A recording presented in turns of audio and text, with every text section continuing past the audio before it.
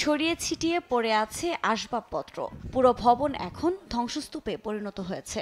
এ দৃশ্য ইসরায়েল ভূখণ্ডে হিজবুল্লাহর রকেট হামলার পরের একদিন পর ক্ষয়ক্ষতির ছবি প্রকাশ করেছে স্থানীয় গণমাধ্যম, যেখানে দেখা যায় কতটা ভয়ঙ্কর ছিল এ হামলা।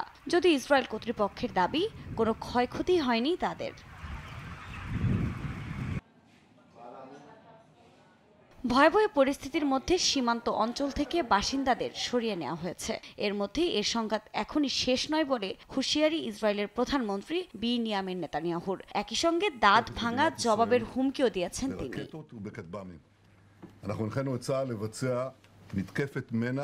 এর মাঝেই রোববার হামলার পরপরই টেলিভিশনে ভাষণ দিয়েছেন হিজবুল্লাহর প্রধান নেতা হাসান নাসরুল্লাহ। এ সময় এবারই প্রথমবারের মতো লেবাননের বিকা অঞ্চল থেকে ইসরায়েলের উদ্দেশ্যে ড্রোন ছোড়ার কথা জানান তিনি। নেতানিয়াহুর বক্তব্যের টিপ্পণীও কাটেন নাসরুল্লাহ।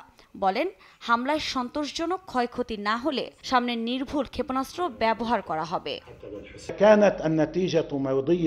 সামরিক ঘাঁটি লক্ষ্য করে হামলা চালানো হয়েছে।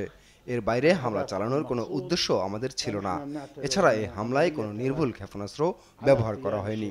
তবে ভবিষ্যতে প্রয়োজনে এমন ক্ষেপণাস্ত্র ব্যবহার করা হবে। তবে ইসরায়েলের কি পরিমাণ ক্ষয়ক্ষতি হয়েছে তা আমরা পর্যবেক্ষণ করছি। আশানুরূপ না হলে আবারও হামলা চালাবো।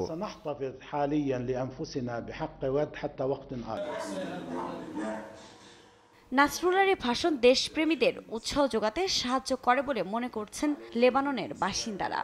এ সময় গাজায় দ্রুত যুদ্ধ বন্ধ হবে বলেও আশা ব্যক্ত করেন তারা। এদিকে ইসরায়েল এবং হিজবুল্লাহর মধ্যে সাম্প্রতিক হামলার পর মধ্যপ্রাচ্যে উত্তেজনা নিরসনে কাজ করছে যুক্তরাষ্ট্র। এক বিবৃতিতে একথা জানিয়েছেন মার্কিন জাতীয় নিরাপত্তা উপদেষ্টা জ্যাক সুলিভান।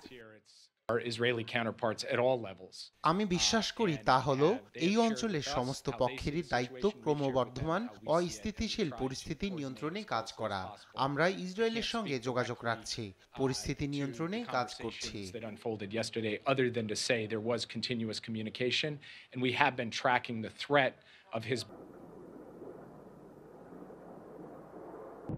গণমাধ্যমের বরাতে জানা যায়, রোববার হিজবুল্লাহর হামলা চালানোর খবর প্রকাশের পরপরই 100টি জেট বিমান দিয়ে লেবানন সীমান্ত অঞ্চলে আক্রমণ করে ইসরায়েল। এত কিছু করেও আটকানো যায়নি ইরান সমর্থিত গোষ্ঠীটিকে।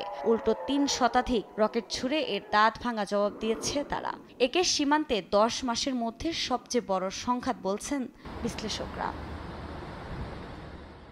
আফরিন মৌ, নিউজ ডেস্ক, দেশ টিভি।